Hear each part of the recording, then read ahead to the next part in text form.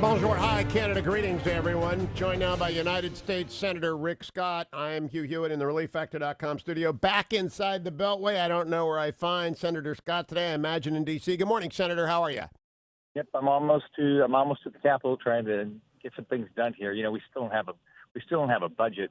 In the fiscal year start October 1, we still don't have a budget. So this is, these Democrats, they're all focused on this impeachment, but they don't want to do their job, pass a budget, secure the border. I mean, it's just it's horrible what they're doing up here. Yeah, I talk about the impact of having a continuing resolution on the Department of Defense and especially the Navy all the time on shipbuilding. You have Mayport in Florida. You know that the carriers put in and out of there. Aren't the Democrats ashamed to be hurting our American military by refusing a National Defense Authorization Act and an appropriation in a timely fashion? They are actually injuring our military. They must not be. I mean, let's think about here's our problem. Well, what happens is if we just do a continuing resolution, then the things that the military wants to change in the next fiscal year, they say, well, we don't need to continue to fund that program. We want to fund this program. You can't do it. So we're funding things that the military has made the decision that we don't want to continue to fund because they have. I mean, I don't get it. I mean, they came home. We agreed to this at the end of July. They came home. The Democrats came home from recess in August and said, nope, we're not doing anything. We're just doing impeachment. So they broke their word. Military. They broke their word. Absolutely. All right. Now, I mean, they voted against a pay raise for military. We brought up the Defense Authorization Act twice in the last month, and the Democrats have voted down both times. It's incredible. I want to play for you Mr. Morrison of the National Security Council. The key exchange yesterday came when he said this, cut number 28. As I stated during my deposition, I feared at the time of the call on July 25th how its disclosure would play in Washington's political climate. My fears have been realized. I understand the gravity of these proceedings, but I beg you not to lose sight of the military conflict underway in eastern Ukraine today, the ongoing illegal occupation of Crimea, and the importance of reform of Ukraine's politics and economy. Every day that the focus of discussion involving Ukraine is centered on these proceedings instead of those matters is a day when we are not focused on the interests Ukraine, the United States, and Western-style liberalism share. What do you think of that, Senator Scott? Absolutely. I mean, this is like a boring reality TV show that will clearly not get a second season. They're not thinking about, the Democrats are not thinking about what is important to this country. They just have this Donald Trump derangement. They are so focused on, they're so furious that he won in 2016, and they'll do everything to take this guy down. Hopefully, their goal is they want to, hopefully, in their mind, do it before 2020, but clearly hurt Trump so he can't win in 2020. I mean, this is everything that they're saying is hearsay. The only person who's been transparent is Donald Trump. So hearsay evidence, and other than Communist China, I don't think it's admissible in this country anywhere, and it clearly won't be admissible in the U.S. Senate. But these guys just hate Trump. That just brought me. What is your recommendation to Leader McConnell on the disposition of this? I think there are three paths. Change the rules so you can dismiss on a summary judgment, or go very, very deep. The one thing I don't want is like 4 weeks of hearing all this nonsense repeated ad nauseum and then dismissed. What do you think the Senate's going to do? Well, I think it's impossible to change the rules because it takes too many votes to do that. So I don't think they're going to be able to do that. I'd be shocked if they're able to do that. I think the perception is you have to take it seriously if the House does it. So that's going to happen. I hope it doesn't take a whole bunch of time because there's no evidence. There's no evidence of high crimes and misdemeanors. None. But I have to just, I've had this conversation with some Senate staff.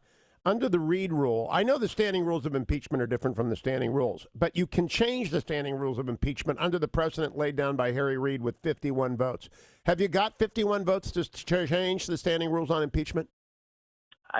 Hugh, I don't know. I think one thing that everybody wants to do is make sure the American public, while the House is not followed any due process, I think everybody in the Senate probably wants to make sure we take it seriously and we follow due process. I haven't seen anything other than Trump being transparent here. But I think it's important that everybody sees that the Senate will do the right thing. All right, we'll figure that out with the leader at some point. Let me turn to the real news. Overnight, Israel struck Syria, killing at least 11, 7 of whom are Iranians. That's a big deal. But your expertise is in part Venezuela because you have so many Venezuelans living in Florida.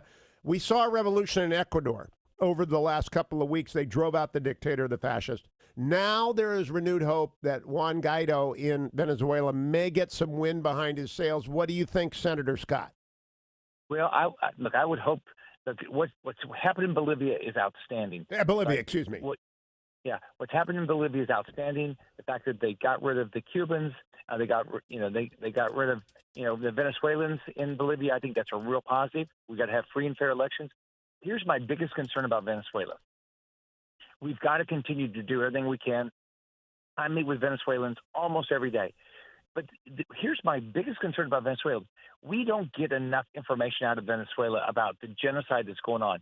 When the world sees that Maduro is intentionally killing children, then maybe the whole world will stand up and say enough's enough. Maybe even Russia, maybe even China, maybe even Cuba will say, you know what, I can't be around this guy that's killing little children. But we don't get enough information out. Everything I've asked President Trump to do, he's trying to do. We're trying to get the oil stopped going to Cuba, and maybe when that happens, the Cubans will have enough money to pull back the 20,000 people they have over in Venezuela. But we've got to get more information out, and it's up to the Venezuelans to do that. Well, now, talk to me a little bit about what we can do that we're not doing. And I think one of those things might be upping the pressure on Cuba in a variety of ways, including sanctions on individuals involved in this genocide. Yeah, I think the biggest thing we can do is just make sure there's no oil getting out to get to Cuba, and do everything we can to make sure that Maduro is not able to sell any of his oil right now, because that will put enough. Hopefully, that'll put the pressure on. I think we continue to find people that we ought to be sanctioned. I think Trump has done a good job. I think the European Union has been very disappointing. They've recognized Guaido. They finally are doing some sanctions, but they could do way more, especially Spain. There's a lot of Venezuelans that have stolen money and done a lot of bad things in Venezuela that are sitting in around Spain. And I think the Spanish government can be way more aggressive. I met with the foreign minister there this summer to try to get them to be more aggressive. They can be way more aggressive. The entire European Union can. Talk to me a little bit about Bolivia. I saw some pushback over the weekend that some of the fled revolutionary communist fascists, whatever you want to call him, he was a dictator, has got some supporters in the outlands who've come into the capital. Is there any chance of him coming back? Because that would be like Chavez coming back to Venezuela after he got pushed out the first time. Well, hopefully Morales will not get back. I'm very disappointed in the Mexican government that they basically are supporting a guy that's clearly, he's even acknowledged that he stole the election. So, I mean, the OAS, I think, has done a great job in this regard. They've called out Morales. He left the country, which is positive. But we've got to, when these things are happening, we, America, need to stand up for democracy and freedom, free elections. All of us need to call out the president of Mexico for supporting Morales and continue to let everybody know that Morales cannot come back. He cannot be part of this process at all because he'll do exactly what he did before. He'll do everything he can to try to steal an election. All right, so the president can work on that front. Let's go back to Venezuela one more bit.